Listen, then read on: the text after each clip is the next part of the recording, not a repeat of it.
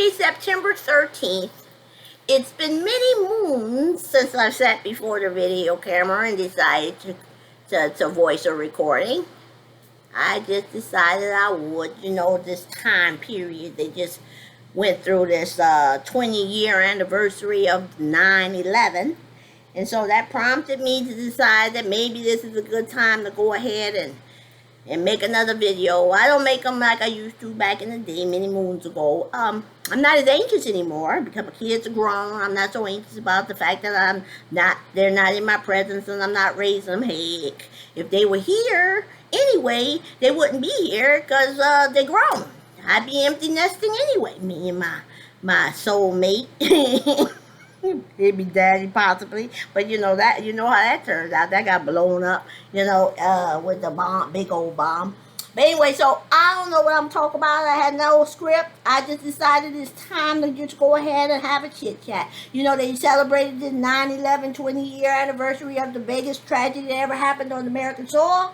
At the same time, I'm talking to my sons, really. Basically, that's who I do make these videos for. I make these videos for my sons because I want to be able to tell my own truth, to tell my own story. Nobody can tell your story like you can. Everybody can always anticipate and guess and wonder what was going on in my head. At the time when I was making choices, I didn't always know what was going on in my head. I was just acting on my own instinct.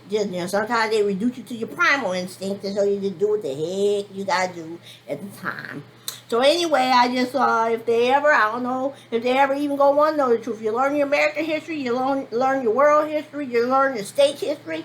Maybe you might opt to learn your family history. I know my choices I made in my life that have given me great advantages over and given me great decision-making capabilities. My dad used to say, a wise man learned from a fool's mistake, a smart man learned from his own mistake, and a fool never learned. So I learned that I tried to make choices in my life based on other people's choices, and if I didn't want the outcome that they had, I tried to avoid those choices. So if you want to know your family history, it's out there. I'm doing the best I can to put it out there. I know you done got the history from your paternal side, and you probably heard in and out the years different things about this side of the family, the Mott side. But it's no different. Right? The Dr. Phil used to say, no matter how flat the pancake, it has two sides. You go talk to Great Britain. I know those founding fathers that we honor and have schools named after and streets named after and have them on our money. They're heroes to us. But I tell you what, in Great Britain, those guys are traitors. I'm sure at some point in time, their name was Mud. In fact, I heard along the way somewhere in history, I don't know how true or accurate it is, they say they put them people's faces on toilet paper, and they used to have it in the outhouse. Now, I don't know how true that is, I'm just saying. Those were the Benjamin Franklin, Alexander Hamilton, Thomas Jefferson, and all those people. Did they ever have toilet paper with their faces on it for the Brits to wipe their bums with? I do not know. I do not care. It's neither here nor there to me. It's just something that I heard along the way. Truth, I don't even know. But I don't care. That was the minutia of that time. So it has no bearing on my life whatsoever. So like I say, we got our story too. There's their side of the story over there, and there's my side of the story over here. Another thing that prompted me to want to write this, to go ahead and tell this story, is because, just go ahead, like I say, and start a video again, because this lady was on TV, I think it was Sunday morning show, and she's a black lady, and she does art, quilt art, and she finds these faces and people on the internet, and she bring them true to life in quilt form, vibrant quilts and all this other kind of stuff. She's a beautiful work at all. But the story that sticks in my mind is the one she said she found this story on the internet, and she showed the picture of these about 3 or 4 black young men. They were looked like they're like 13, 14 teenage guys. They were traveling, and they had all their stuff in the trunk, and they on the road, a dusty road. This was probably in the 1920s or before. Could have been, I don't even know. I should have paid attention. I should have paid attention to what time period it was, but it was very early. It could have been in the late 1800s, but early 1900s. But don't give me the line. I do not know. I just know it was the early time period. But anyway, she showed these little boys, and they standing up there next to the truck, and they traveling. They in their Sunday best, hats, suits, ties, button up, everything. Only thing the little boy that had shoes on his feet. She had no shoes on, standing on the dusty road with no shoes on. And so when you look at the quilt, the little boy got I say the little boy, but the young man, like I say, about 13, 14, something like that. He had shoes on his feet. And so the lady who was doing the interview, you know, a little journalist or whatever, she said, well, you know, the picture don't have shoes. Why he got shoes on his feet? The lady said, well, you know, back in those days when they traveled, they always wanted to be in their Sunday best. They wanted to be, and they wanted to look their best. And so if he didn't have shoes on, that's because he didn't have money. He was too poor to have shoes, to buy some shoes. So she said, I gave him some shoes.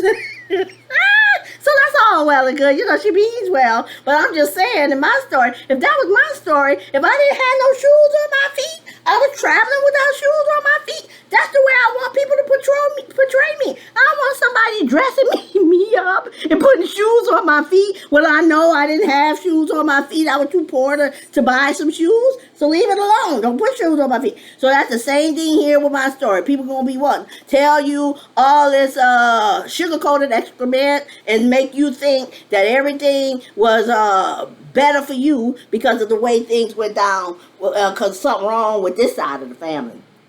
I don't know what they feeding you, but I do know that I wasn't okay, and I had to step. At this age, part of my life, when I got more of my life behind me than in front of me, I like to look back and think that, you know, I have few regrets. There's not a whole bunch of situations when I say that I wish I had did this or done that and I didn't do it. I just sat back and let it happen. And I don't have any of those situations. I gave everything in me, everything that I was worth, to try and give my children the best chances that they could in life to become their best selves and have the best advantages that I could offer. Ever since I was young, as long as I can remember, as early as I knew, you know, about fertility and how babies are made and stuff like that, I was making choices to assure that I ain't bring children into this world before I was able to take care of them. And so when I made choices in life about the men I chose to date, to choose and say yes or no, and all this other stuff, it's about people who was able to take care of me and take care of my children at the same time. I wasn't looking out here trying to just go with the flow. Love will conquer all kind of situations. I ain't never decided that I'm going to have babies and then we're going to figure it out as we go. So that is the situation with me. And so when I married this man and he's 40 years old and he go out here trying to talk about someone wanting to start over, and he decides that now he want to be with somebody who is eating Fruit Loops. Somebody who was eating Fruit Loops and watching Bugs Bunny at the time when he was going through medical school. And he bringing these people around my kids.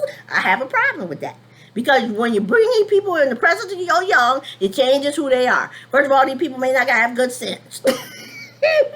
And now they bring around your kids and have a conversation with your young. And again, I care about who my children are around and what they're exposed to and stuff like that. I'm not going, even if I was out here dating, if I was okay with Reggie going off into the sunset and me going off on my own plane too, and he got his booty calls and I got my boy toys, I'm not going to be bringing my boy toys around my babies. These men that would have been dating me, they would have been hearing about my children. They never would have saw their pictures. They never would have saw their faces. But I'd have been talking about them, you know, telling about my kids and what they did. The men that would have been dating me, they'd have been like, I'm dating a girl, she crazy. Always hear about these kids. She talking about that girl ain't got no kids.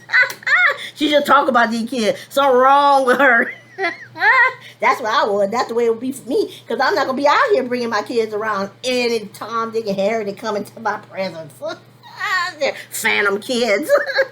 But anyway, neither here nor there. And so there, like I say, I had a problem with the man bringing my kids around these people. And David too. And times two. David and Reggie bringing these booty calls around the kids and kids hanging out with their kids. I didn't like it. I said cut it out. They didn't listen to me. I don't even understand what that was all about.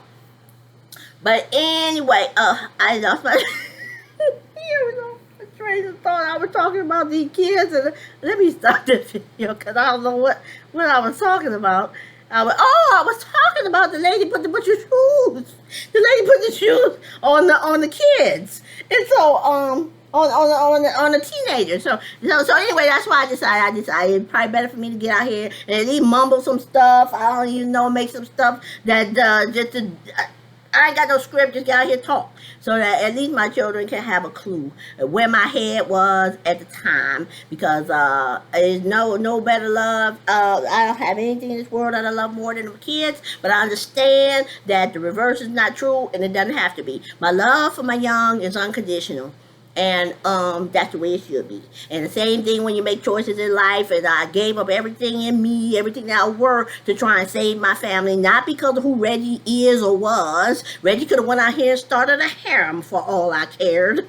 That man could be with they. I know that's what they told the people out there in the world. I think I was saying in court, and they probably said it to y'all. She was upset because he was out here with the baby, somebody 10 years a junior, and if I can't have him, nobody else can. You know, that's Hollywood talk. That's what they do in Hollywood. This is real life. I ain't got nothing to do with no Hollywood drama. If he won't go out there and make a harem and go with every time, dig a hair, everything that waves the tail at him, he can do that. That's between him and the God he served. I'm not here to make Reggie righteous. That's his own doing. When Reggie go against what I'm supposed to be doing, I'm going to fight on my knees. And see, we so educated and we so saved and sanctified these days, we don't even recognize spiritual warfare. I feel like I was in spiritual warfare and nobody recognized it. And what they do is call you crazy. They label you. They give you a diagnosis and all this other kind of stuff. But this was spiritual warfare. The devil come to kill, steal, and destroy. My family was being destroyed from the inside out. I didn't understand what was going on, but God didn't put me here to understand. But what he did do was bless me with 2 kids.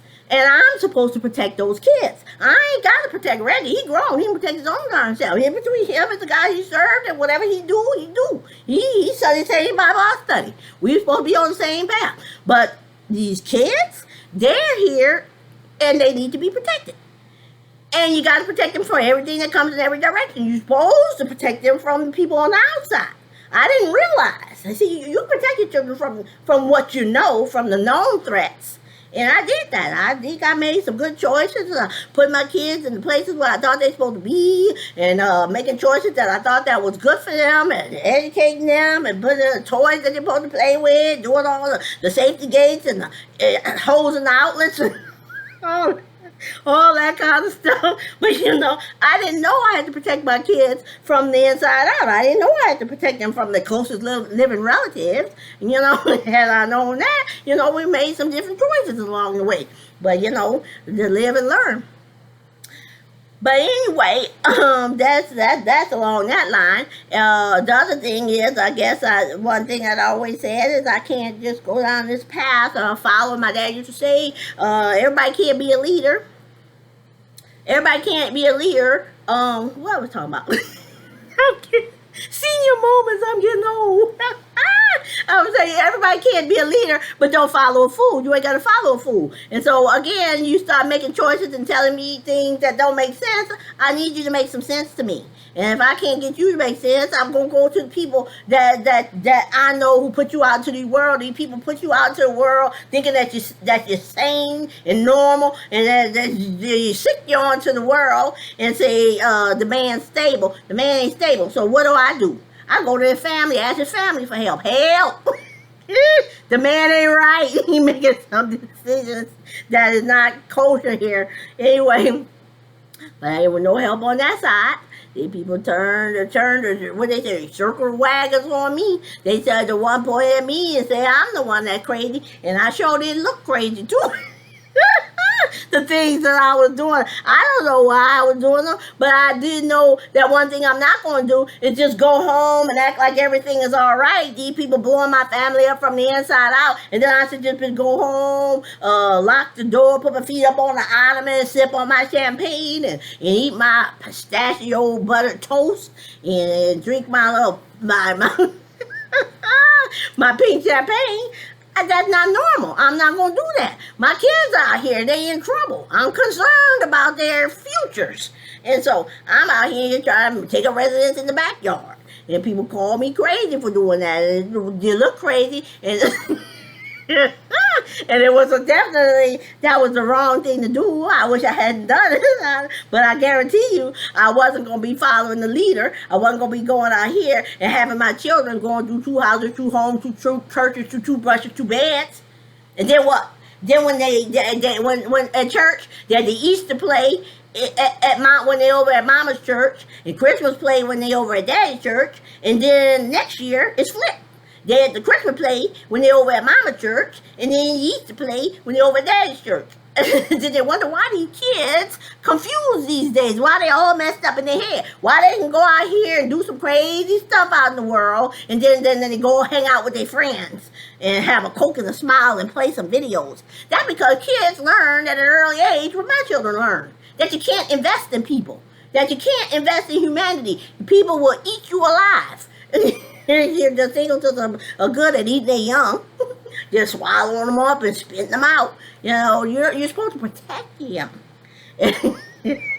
You're supposed to protect them, and you're supposed to make everybody around you a part of the protection. Reggie could have been out there doing whatever the heck he wanted to do, but we, as a family, both the singletons and the Mods, form concentric circles around them children so that they can grow up and they can become their best selves, they can believe, and they can have their self-esteem, their self-worth, all that stuff is intact, and they not out here with arrested development because they got some tragedies that they had to deal with. I know my head ain't right. I'm not the same person I was back before all this tragic stuff happened in 2001, 2002, 2003, 2004, and beyond.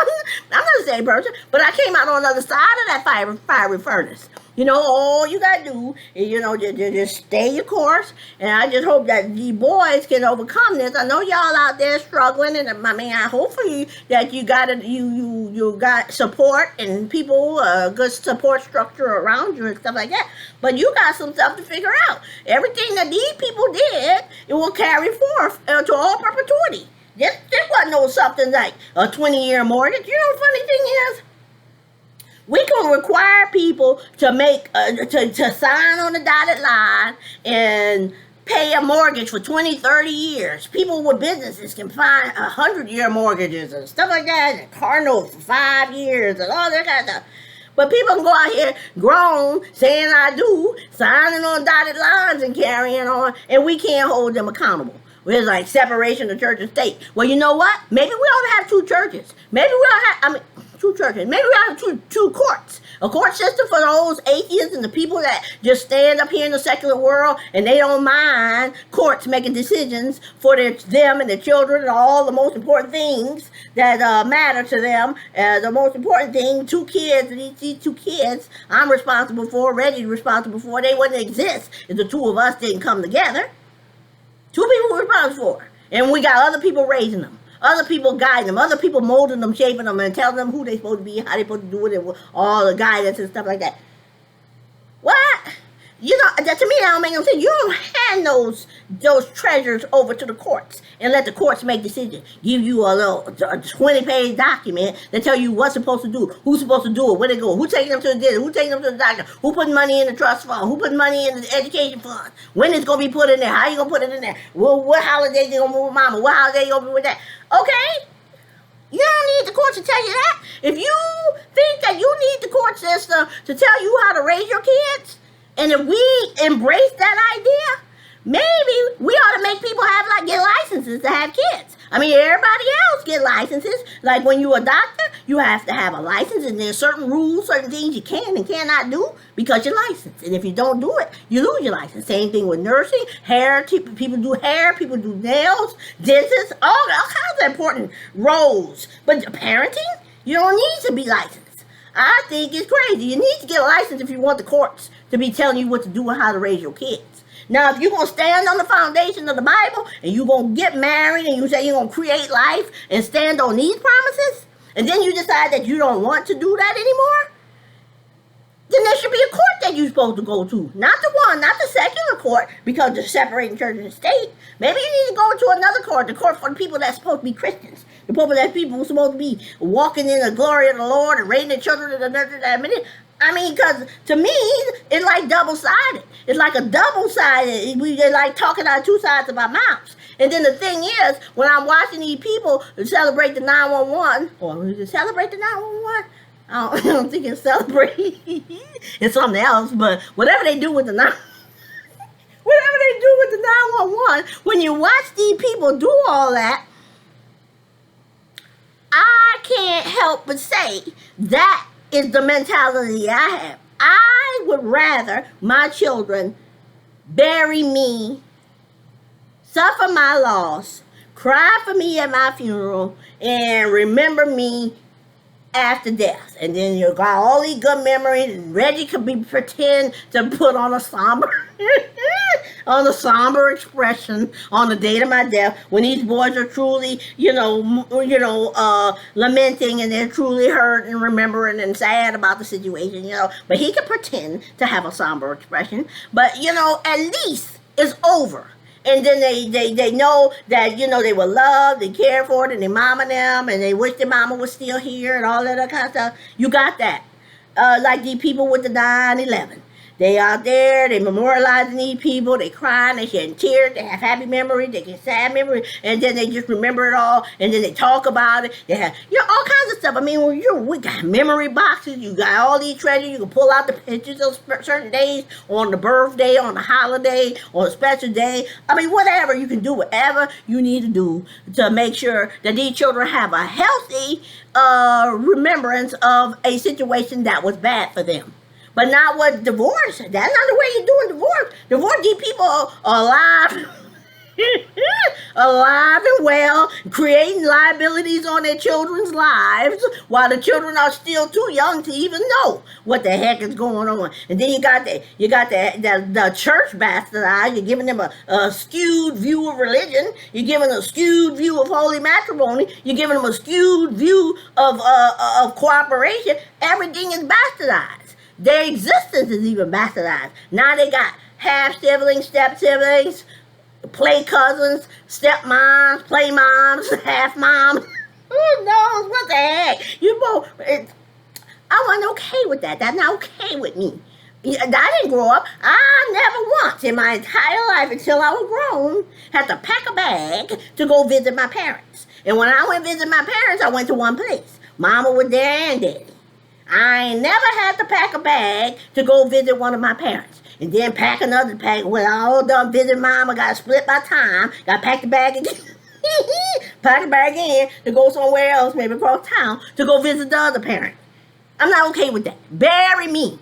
Put me in the ground. Your kids can they don't need to have me in urn, but they can think about the little funeral home and all that kind of stuff, and all that memory kind of stuff. You don't need to be trying to visit me in this place on this earth, trying to eke out a life on two separate paths, going in two separate directions. And then it's anarchy, in my opinion. Because there's no rules. At least when you're married, you're headed in the same direction. You're believing in the same thing. You're building something. I mean, you're going to fall. You're going to mess up. You've seen that song in church all the time. We fall down and we get up. That's true. You fall down, but you get up. But when you're in divorce court, you're in two separate paths, two separate directions. What's good for him may not be good for you, and vice versa. So what rules do you follow? And that little court, that little 40-page or 20-page document that you get from court, it may not have all the answers. And then what you gonna do? Go back to court? Yeah, they do that. People do that. Be like Donald Trump. Spend your life in court, going back and forth, bringing each other back and forth. That's not gonna be my life. And so this gonna end. I believe in that song that you learn in elementary school. Let there be peace on earth, and let it begin with me. So I ain't gonna be going back and forth to court about these situations that people are supposed to be able to figure out themselves if they're grown. You don't have to be having no judge make a decision. Judge wasn't in there to tell you how to stroke it. And so why the heck do you want the judge in there telling you about how to do all the basic things that you know you're supposed to do in the first place? But anyway, I don't want to make this video too long. I could probably make another one later because I think I got some more to say. But here, me and my ale. Good stuff. But I thought it was time to make another video, especially with light of this 9/11 tragedy, the biggest tragedy that we ever had on American soil. And we got these kids at the prime of their lives, 20, 30 years old, going out here into lands unknown. You gotta get a magnifying glass to look at the map to find out where they're going, places that they never heard of, to defend the values that make this nation great. And then you got people like the Elizabeth Singletons of the world going to court to destroy everything. The thing that makes this nation great is having strong families. It's having strong values. It's giving children, lifting them up, letting them stand on the shoulders of their elders so that they can reach their dreams. That's why black people still out here surviving when there are all the other nationalities out here living and going on trips and spending time at ball games and stuff like that. But we still trying to figure out how to make the wheel. Every new generation got to recreate the wheel. I don't have to look any further than my own young to see exactly an example of that. And these people now, this mantra that they have, Black Lives Matter, that wasn't a mantra back then when my children were going through this, when they were in nursery school. That wasn't no big thing now then, but it's a big thing now. Everybody saying Black Lives Matter. Well, what are them 70-year-old people that was involved in this situation that screwed my children over? They probably having conversation too. And same with the other folks, the next generation, those of Reggie's age. Out there when my kids are struggling trying to figure out what where they're supposed to be in their lives and what life is, and trying to understand, in a secure environment, then we want to blow all that up. If my children's Black Lives Matter, people would have made different decisions for them. My children are living now what I was fighting against then. I was fighting against the situation that they're in now. The total chaos, and the children not knowing who they are, what they believe in, all of that kind of stuff, being exposed to people and places and things. But I don't regret my fight, because you're supposed to fight for your young. I regret the outcome. I wish the outcome had been different. But those babies, and I just hope you know that you have a purpose in this life. God is with you, because we all could have been dead if I'd have got my hands on you all back in 2000, what that year was, 2005 or so, trying to get a boat and go to Cuba. I figured the Cubans come over here on boats, we can go to Cuba on boat. I'd announce my citizenship. But anyway, that was a bad plan, and we do make bad plans. That's the thing. People bring you to the brink of insanity, and then tell you to make some decisions. Here, give me some paperwork, 10 pages, and say, you write your name on the stuff you want, and I'll write my name on the stuff I want, and then whatever you don't want, I'll take it. So here you go, fill out the paperwork. I looked at the paperwork Reggie had at me. I was like, I don't want that stuff, baby. You take it all. I don't want that stuff. See, that's to say, the courts can tell you about all this material possessions and all that. I don't want no material possessions. That's not who I am. And look, he's like, I want the children. And then I'm talking, well, if you don't fight me for the house, I won't fight you for the children. What the heck? You get the rental property. What I look like fight you for rental property? Why I want rental property? Look, baby, all I'm concerned about is the children's lineage. I'm concerned about the children's birthrights. I'm concerned about the children's birth order. I'm concerned about the advantages and disadvantages that you offering our children. I don't want our children to have to grow up and recover from their childhood. You know what I'm saying? There's these boys that are grown now, but they got to recover from their childhood. They got things and stigmas against them that's going to carry with them into all perpetuity, all up into the next generation, because they don't have a clue on how to maintain a home and be the head of households and stuff like that. They have family meetings and wise counsel for their children, or just sit down and bring their children in and talk to them and chat with them and have conversations and how to take them on. They don't know. They're going to have to figure it out as they go. But anyway, I'm going to go ahead and cut this off, because I could talk for days about this situation, because that's all I have. It's not like I got memory, like most people sit back and they think about Christmases and holidays and all the time. And they think about their anniversaries and all, and they got fond memories. So when I'm sitting up in the nursing home, my dentures in the cup and the Afghan on my lap, and I'm sitting by the window rocking back and forth in my chair, and I just break out laughing, I'm doing what everybody else is doing. I'm reminiscing. But most people, when they reminisce, they got good memories and they got stuff that they can reflect on that's positive and happy. And all I got is comedy. All I got is a bunch of comedy that can keep me laughing. And if they say laughter is good medicine, then that's what I got. I got good medicine. Reggie gave me enough medicine for the rest of my life. But I guess I'll do another recording later. I'm going to go ahead and cut this off. I just wanted to go ahead and do this because it was on my mind because of all the 911 stuff. And then a lady on And then the lady on TV with the boys with the shoes. So, I say, well, it's been a long time since I made a video. I better make a video. The hell, at my age, you go to sleep at night, you don't know if you're going to wake up in the morning. I have no illusions of immortality. I know that my day coming soon. I just hope I don't outlive my savings. Anyway, you boys, I love you so much. And I don't know if you ever see this, but, it's out there. And all you got to do is seek and you shall find. Take care, my loves. Bye.